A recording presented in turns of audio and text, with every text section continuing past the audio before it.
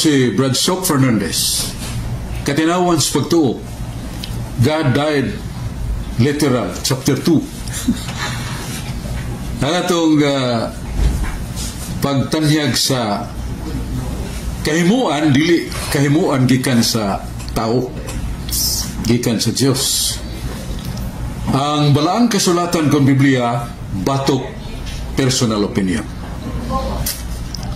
Ang pulong sa Diyos kung Biblia, gingon sa kasulatan, magpadayon sulay katapusan. Ang personal opinion, mabasa na to sa Sirach 3:23.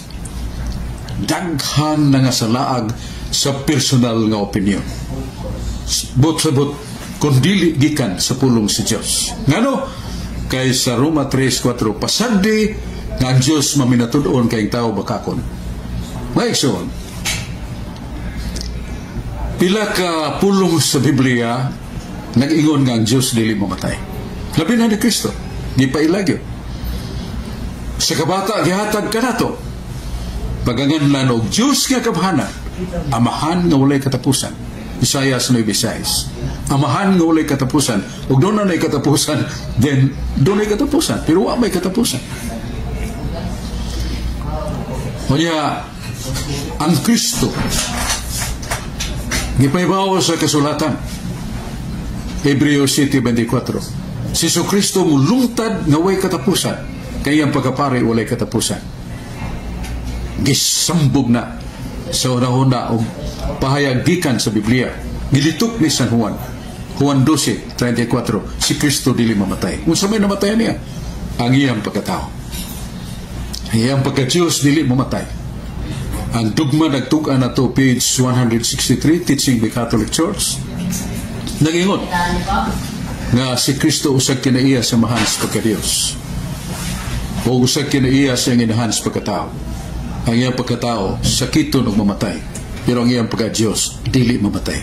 Page 163, Teaching the Catholic Church. Kung sige sulti sa mga tao nga ni-advocate ang died literal.